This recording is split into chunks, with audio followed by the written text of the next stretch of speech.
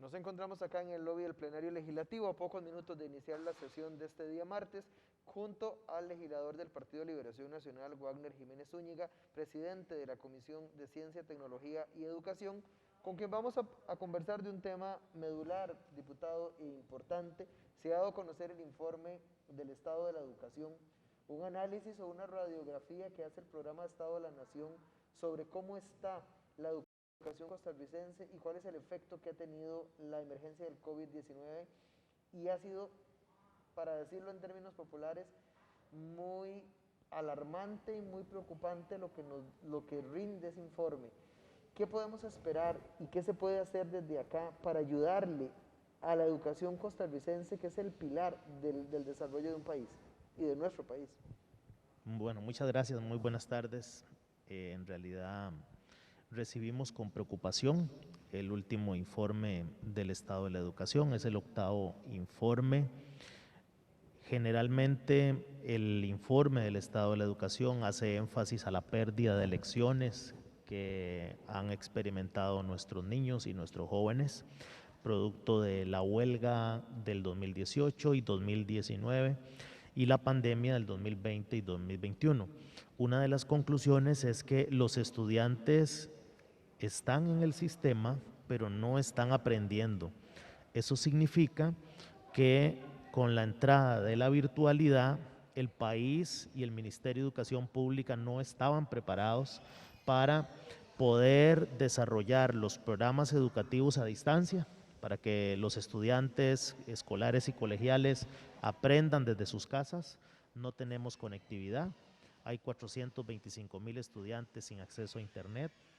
Tenemos problemas enormes con la adquisición de conocimientos, los contenidos que aprendieron los alumnos se redujo a un 50%, y esto tiene efectos muy incuantificables, pero muy lamentables para los niños, porque, por ejemplo, en español y en matemática dejaron de aprender más de la mitad, y estas son áreas que son fundamentales para poder desarrollar las otras habilidades y adquirir los otros conocimientos. Es decir, para usted aprender más, necesita saber leer, escribir y comunicarse asertivamente.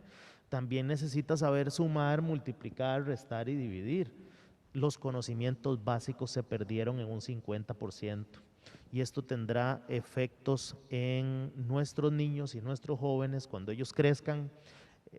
Tendrán un mercado laboral muy competitivo, y sin la formación y sin la capacitación adecuada, el país corre un riesgo enorme, lo dice el informe, de aumentar la pobreza incluso en la región Brunca un 40%. Estas alarmas que enciende el estado de la educación nos obligan a todos los actores a buscar soluciones pronto, soluciones inmediatas. Yo al menos he recibido con mucha preocupación el problema de la brecha digital. La educación virtual llegó para quedarse, esto no es algo que va a desaparecer y volveremos únicamente a los libros y a los cuadernos.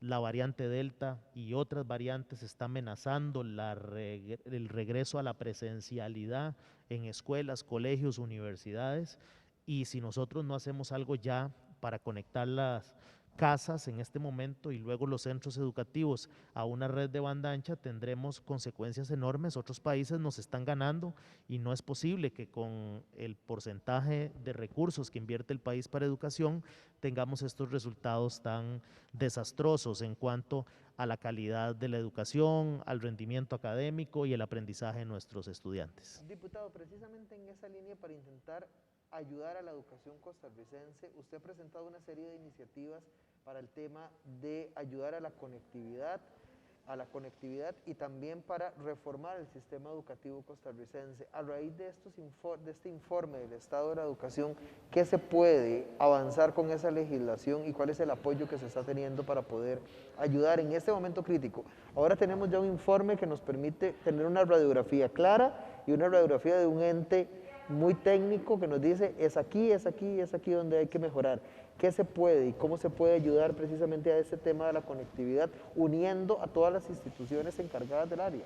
Yo quisiera responderle esa pregunta inicialmente con este dato. La Asamblea Legislativa actual ha asumido un compromiso con modernizar el marco jurídico de la educación. Voy a darle 3 ejemplos. Nosotros en este periodo constitucional decidimos aprobar una educación dual que tenía 20 años de estar estancada aquí en el Congreso y recibió una aprobación definitiva para darle la oportunidad a los jóvenes de que aprendan en los centros educativos y practiquen en las empresas. Este fue un debate muy difícil, pero se logró aprobar con más de 49 diputados en el segundo debate.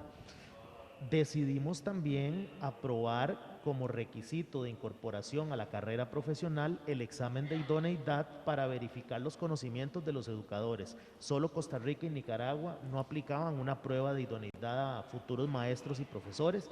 Ahora el país tendrá la oportunidad de escoger los mejores.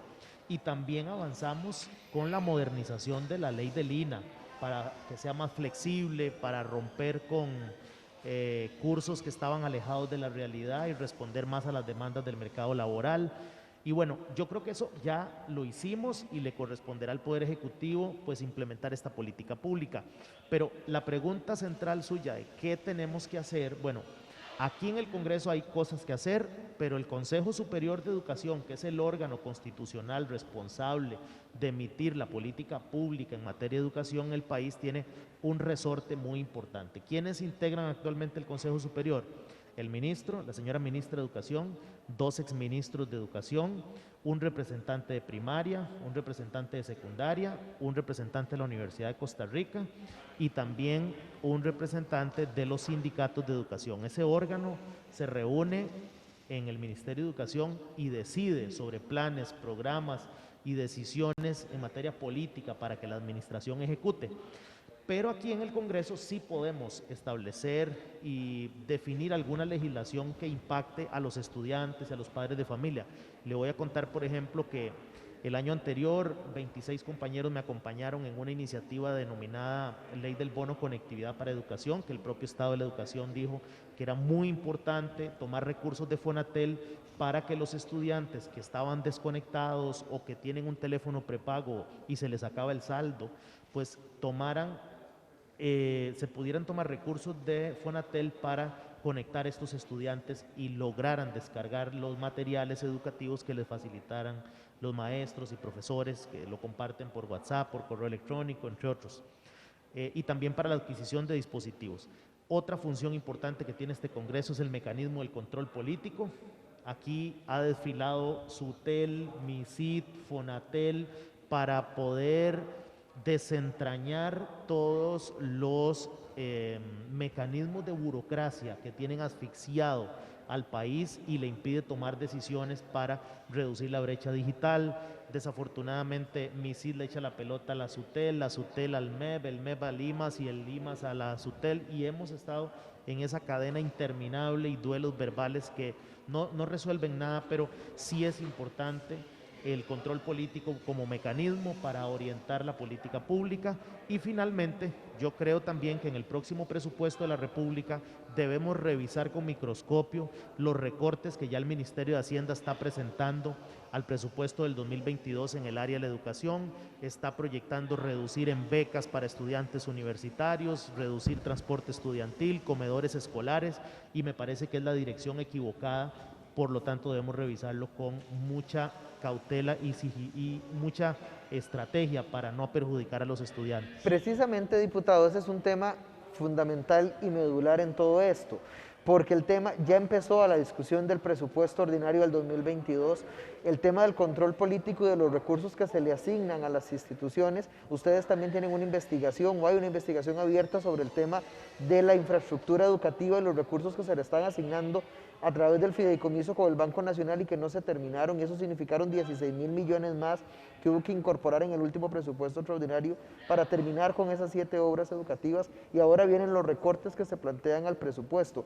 ¿Qué se puede hacer o qué plantean ustedes, los legisladores, desde el control político y desde el efectivo fiscalización en el presupuesto para no afectar más a la educación y más bien que el 8% del PIB que constitucionalmente se le tiene que asignar se ejecute bien y funcione para mejorar esos índices que hoy nos dejan alarmados? Bueno, volviendo al informe del estado de la educación, hay un apartado que señala específicamente que Costa Rica se encuentra en la peor crisis educativa de los últimos 40 años y eso tiene que encender todas las alarmas para que todos los tomadores de decisión avancemos. Voy a contarle un ejemplo, la red del Bicentenario para conectar más de 2.000 centros educativos y que traería beneficio a más del 70% de la población estudiantil, es un proyecto que está liderando la Fundación Omar Dengo y se ha caído en la Contraloría General de la República en una ocasión. El ICE apeló esa licitación y se encuentran análisis en la Contraloría. Nosotros esperaríamos que pronto tengamos una red del Bicentenario para conectar esas escuelas y esos colegios a partir del próximo curso lectivo para que los estudiantes tengan internet de banda ancha. Sí lo podemos hacer, los recursos están. Lo que no está es la falta de voluntad y hacer conciencia en las personas más pobres de Costa Rica. Nosotros, si no hacemos algo pronto, vamos a condenar a las próximas generaciones a más pobreza, a más desempleo. Y yo creo que nosotros aquí tenemos que preguntarnos y decidir, o le entregamos una generación de jóvenes al empleo, a la iniciativa privada, a su propio emprendimiento, hacia la reducción de la pobreza, o se los entregamos a otros males que están creciendo producto de la falta de oportunidades y la falta de formación y una educación de calidad. Entonces yo creo que el país ya está llegando al límite donde si no actuamos pronto con los recursos que tenemos y por supuesto evitamos recortes presupuestarios en el área de la educación, vamos a mantener al menos la posibilidad de recuperar el terreno que se perdió. Se va a ocupar un plan de nivelación, Pablo, para poder establecer las líneas de recuperación de contenidos de los estudiantes. Dejaron de aprender mucho, otros no tienen dispositivos electrónicos, no tienen internet y tenemos que seguir en esa dirección, impulsando esas iniciativas que están aquí en el Congreso y presionando al Ministerio de Educación Pública para que ejecute mejor sus planes y programas en beneficio de los estudiantes. Le agradecemos al diputado Wagner Jiménez del Partido Liberación Nacional, presidente de la Comisión de Ciencia, Tecnología y Educación, con quien hemos conversado sobre los temas de actualidad. Seguiremos conversando con el legislador precisamente para hacerle llevar a usted y entender cuál es la discusión que se da sobre el presupuesto nacional y la implicación que eso tendrá en las diferentes políticas públicas. Vamos a la sesión del plenario legislativo del día de hoy.